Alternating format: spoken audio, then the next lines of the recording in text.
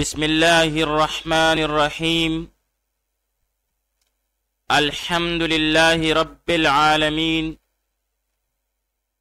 والعاقبۃ للمتقین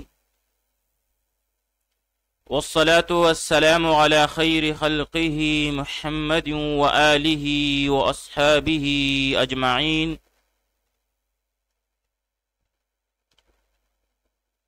آج زاد الطالبین میں ہمارا 205 نمبر سبق ہے، جس میں ہم حدیث نمبر 199 کا ترجمہ، لغوی و صرفی تحقیق، تشریح اور ترکیب کے بارے میں پڑھیں گے۔ حدیث نمبر 199 ہے، من جہز غازیا فی سبیل اللہ فقد غزا ومن خلف غازیا فی اہلہ فقد غزا۔ من جہز غازیا فی سبیل اللہ فقد غزا ومن خلف غازیا فی اہلہ فقد غزا۔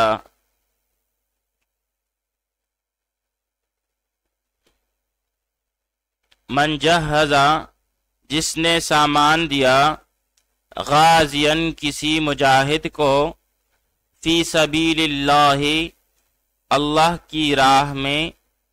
فقد غزا پس تحقیق اس نے جہاد کیا، ومن خلف اور جو شخص نگران رہا، غازین کسی مجاہد کا، فی اہلہ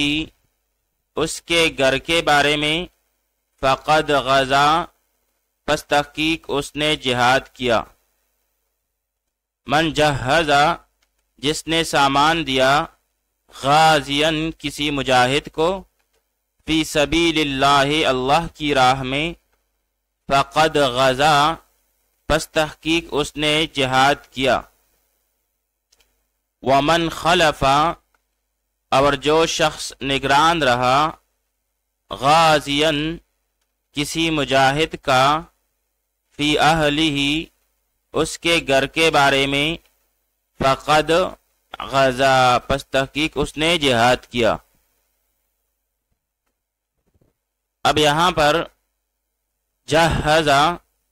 سیاہ واحد مذکر غائب پہلے ماضی معلوم،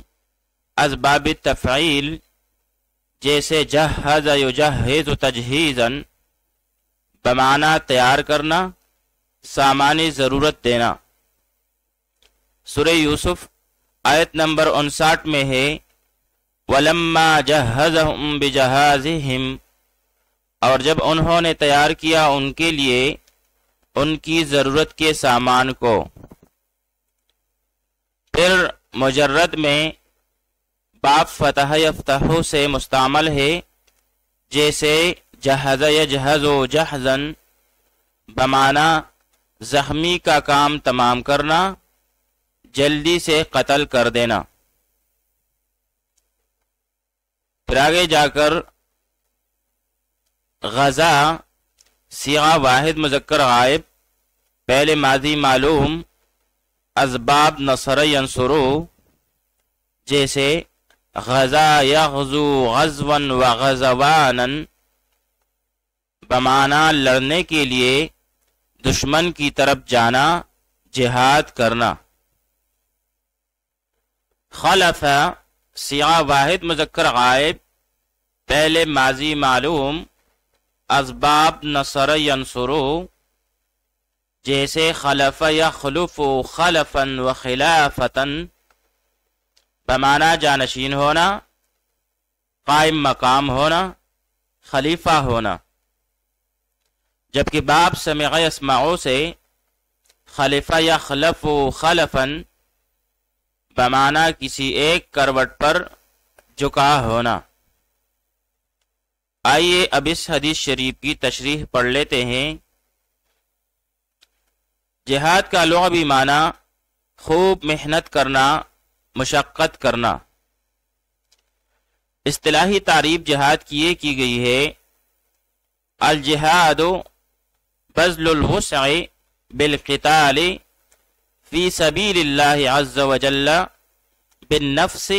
والمال واللسان وغیر ذلک، یعنی اللہ رب العزت کے راستہ میں قتال کے لیے اپنی جان، مال اور زبان اور چیزوں سے بھرپور کوشش کرنے کو جہاد کہتے ہیں۔ یہی ایک وجہ ہے اور یہی ایک طریقہ ہے جس سے دین اسلام غالب ہوگا۔ اس کے لیے ہر آدمی کو شریعت نے ترغیب دی ہے۔ ہاں، اگر کوئی شرعی عذر کی بنا پر شرکت نہ کر سکے تو اب یہ دوسرے کو مال وغیرہ دے دے، تو اب اس نے گویا ایک آدمی جو سامان وغیرہ نہ ہونے کی وجہ سے رکا ہوا تھا، اس کے سامان سے وہ چلا گیا،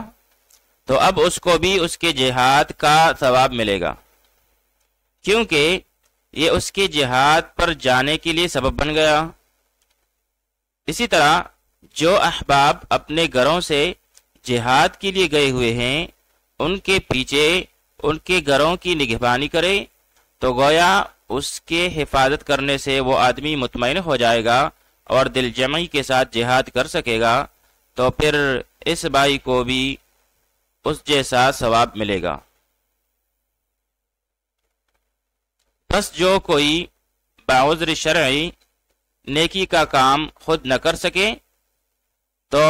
نیکی کے کام میں دوسروں کی مدد کر دینا بھی اس نیکی کے کر لینے کے برابر ہے۔ نیکی پر تعاون بھی اس عمل کے کرنے کا درجہ رکھتا ہے اور اسے بھی اس شخص کی طرح ثواب ملے گا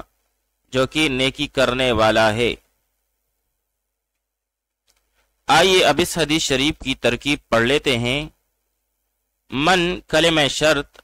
جہزا، سیابایت مذکر غائب پہلے ماضی معلوم،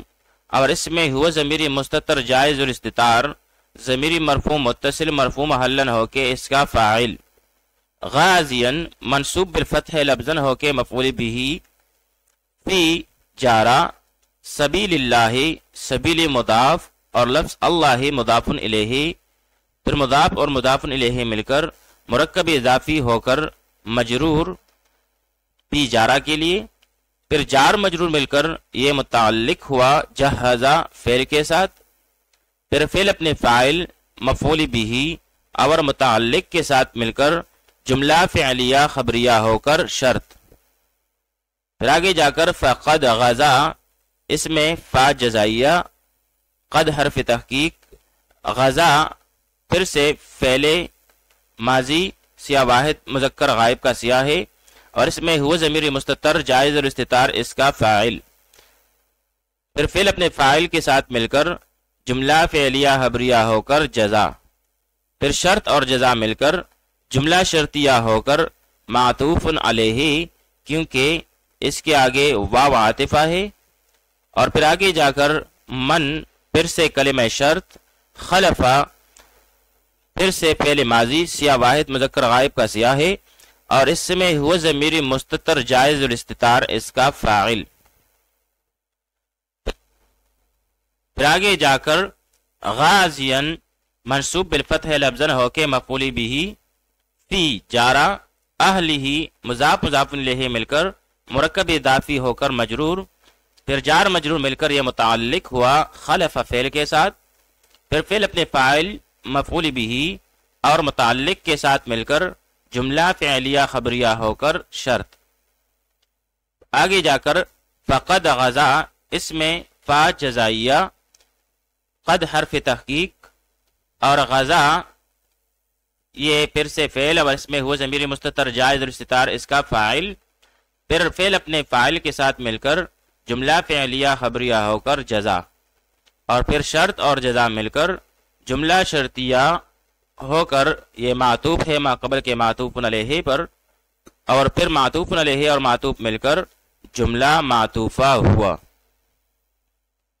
وصلی اللہ تعالی علی خیر خلقہ محمد وعلی آلہ واصحابہ اجمعین۔